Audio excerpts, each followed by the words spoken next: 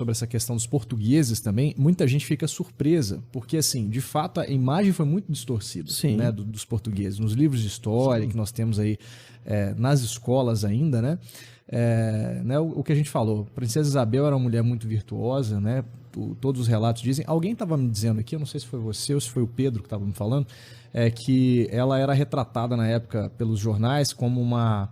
Quando eles queriam falar mal dela, é porque eles falavam assim que ela não tinha tempo para exercer o cargo de princesa, porque ela só ficava cuidando dos pobres. Exato, exatamente. Então, exatamente. O defeito dela, quer dizer que o defeito dela era cuidar dos pobres. Quer dizer que os jornais lá atrás já faziam fake news, já faziam desinformação já. A época... Essa herança é antiga, né? Sim, não, a época dela, mas a imprensa, ela já nasce um pouco com essa instrumentalização de você querer falar mal do regime vigente para preparar para a troca de um regime. Né? Se você olhar a história logo depois que a imprensa surge, né, a história dos movimentos europeus, você vai ver como que a imprensa ela teve um papel crucial de você ir alimentando o imaginário da população para se preparar, por exemplo, para uma troca de regime.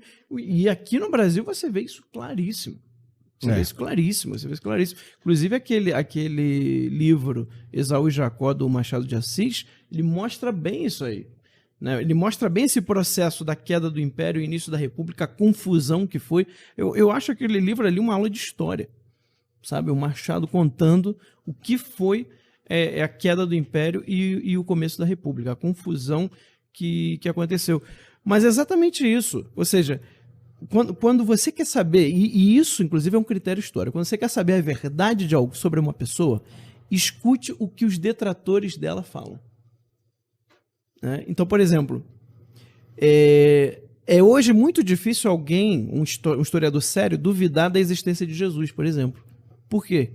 Porque nenhum inimigo do cristianismo acusou os apóstolos de estarem pregando sobre uma pessoa que não existia.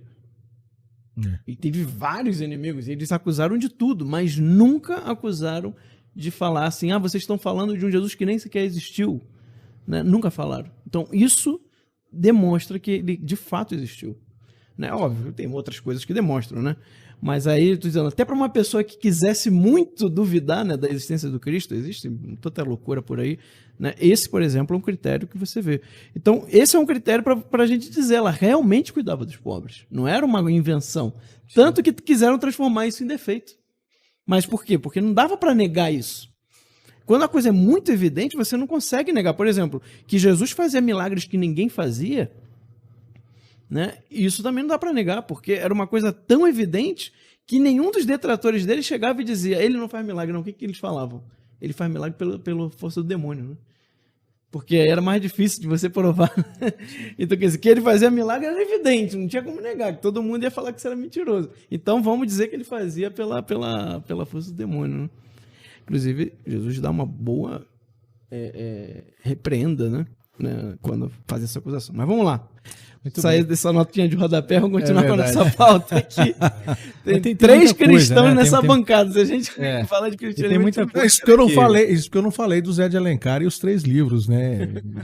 Então, as célebres dele com nomes de mulher, né? Iracema, Diva e Lucílula, né? Então você tem aí, se for buscar, a gente vai buscar aqui na memória e vai ficar, né? Verdade. Não, e fora assim,